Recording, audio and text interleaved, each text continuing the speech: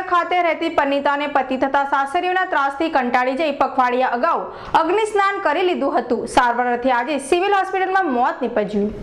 નવી civil hospital દ્વારા પ્રાપ્ત માહિતી અનુસાર મૂળ મહારાષ્ટ્રની વતની અને હાલ લિંબાયત મયુરનગર ખાતે રહેતી 20 વર્ષીય પૂજા સંદીપ પાટીલે ગત 4 સપ્ટેમ્બરે અગ્નિ સ્નાન કરી લેતા તેણીને તાત્કાલિક સારવાર અર્થે નવી સિવિલ ખસેડાઈ હતી।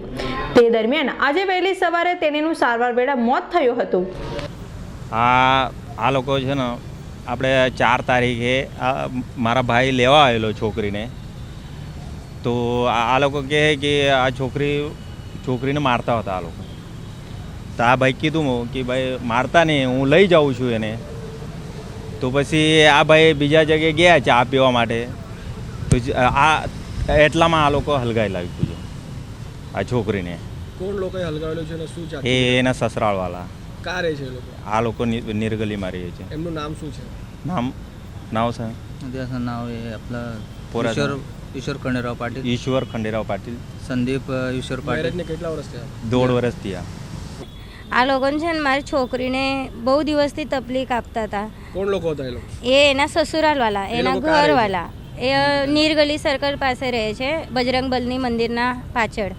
એમ કે એને સસુરાલથી મને ફોન આવતો હતો મારી છોકરીનો, કે મારી છોકરીને મને કીધું બી કે મમ્મી આ લોકો મને બહુ તકલીફ આપે છે। મેં કીધું કે બેટા ઘર સંસાર છે એનામાં તો તકલીફ થોડીક આવવાની છે, એટલી વાતો પર ધ્યાન ના આપ। કે ના મમ્મી, દહેજમાં બી મેં એને ચમ્મચથી લઈને તો ઘર સામાન ટીવી લઈ બધા આપેલું, તો એ મારા પાસેથી પૈસા માંગતા હતા। એના પપ્પા સેક્રેટરીનું કામ કરે છે। મેં કઈથી આ લોકોને એટલા ઘડી પૈસા આપું? એના ઘરવાળા કે મને મોબાઈલ લેવાનું છે, મોબાઈલ માટે બી અમારા પાસે પૈસા માંગતા હતા। એનો ઘરવાળો હીરામાં કામ કરતો હતો, પણ કોઈ દિવસ જાય છે ને કોઈ દિવસ ઘરે જ રહે છે। એટલે 10 દિવસ કામ કરતો હોય ને 10 દિવસ ઘરે જ રહે। એટલે છોકરીને તો કઈ જાતીથી બહાર બી નીકળતી હતી તો એને પાપ લગાવતો હતો, અને એનો દેવર એના પર બુરી નજર રાખતો હતો। એટલે આ બહુ કંટાળી ગઈ હતી। 5 મહિનાનું એના પેટમાં ગર્ભ હતું, છોકરીના પેટમાં। શું એ લોકોએ કેરોસીન નાખીને હલગાઈ કાઢી છોકરીને। હવે 4 તારીખે એનો કેવડા ત્રીજનો ઉપવાસ જ હતો, એ દિવસે એને હલગાઈ કાઢી છે। પોલીસ ફરિયાદ પોલીસવાળા આવ્યા હતા રિપોર્ટ લખવા, પછી એના પછી 4 તારીખ પછી પોલીસ બી નહીં આવ્યા ને કોઈ જ નહીં આવ્યા। અમને એ લોકોને પૂછવા ગયા, એના પપ્પા બોલવા ગયા ને તો તમે અમારો કશું નહીં કરે, કે અમારા હાથમાં પોલીસ બિલીસ બધા આવી ગયા છે।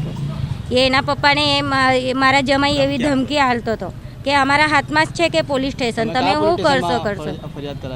અમે નિંબાઈતમાં ફરિયાદ કરાયેલી કે તમે તો કંઈ કરું નહીં શકે, કે અમે તો પોલીસવાળાને અમારા હાથમાં પકડી લઈશ કે।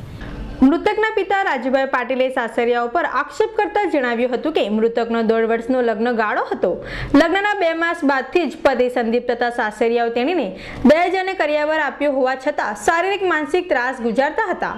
પૂજાને 5 માસનો ગર્ભ હતો। પતિ તેની પાસે ₹10,000ની માંગણી કરી શારીરિક માનસિક ત્રાસ આપતા હતા, જેથી કંટાળી જઈ પૂજાને અગ્નિ સ્નાન કરી લીધું હતું। Bureau report S9 news, Surat.